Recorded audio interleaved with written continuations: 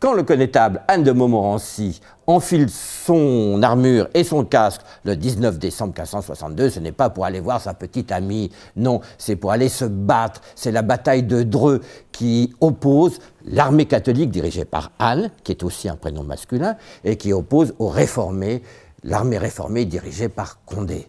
Et ce casque, aujourd'hui, il est conservé par le musée de l'armée aux Invalides et je vais vous le montrer, c'est exceptionnel.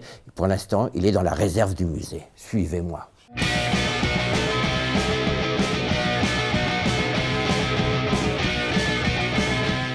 Bonjour Marina Vialon. Alors, autant vous dire que je suis extrêmement ému parce que je me suis beaucoup intéressé à ce personnage qui était donc un ami d'enfance de François Ier, qui l'a accompagné dans toutes ses batailles.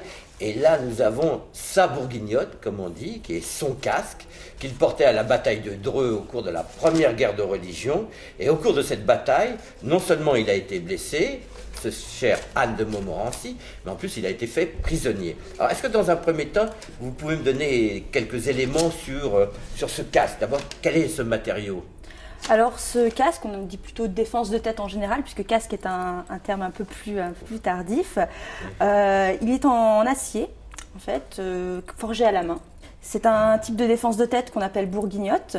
C'est un type assez répandu au XVIe siècle qui se caractérise notamment par cette grande visière à l'avant qui peut se relever comme ça. D'accord. Voilà. Alors, une visière, une crête.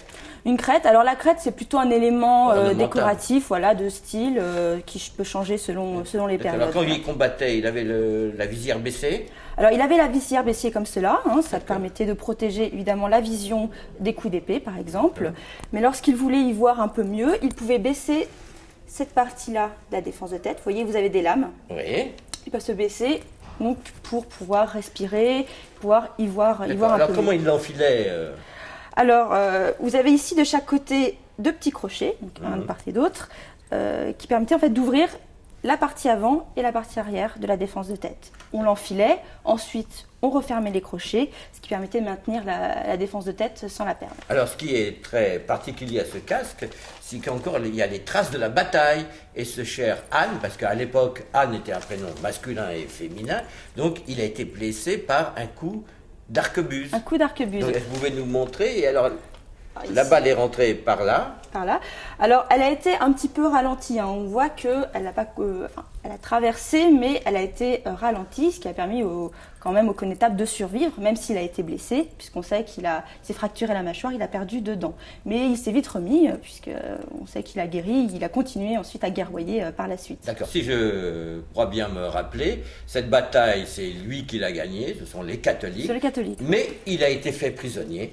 Oui, puisqu'il a été fait prisonnier, comme je l'ai dit, au début de la bataille. Et c'est vers la fin de la bataille que le sort s'est inversé et que les catholiques ont gagné et ont fait prisonnier donc, le prince de Condé qui était voilà, le chef. Son vainqueur, le chef des réformés, le chef militaire, a été fait prisonnier. Donc les 2 chefs ont été faits prisonniers. Mais écoutez, merci beaucoup pour toutes ces explications, Marina, et à bientôt. Je vous en prie.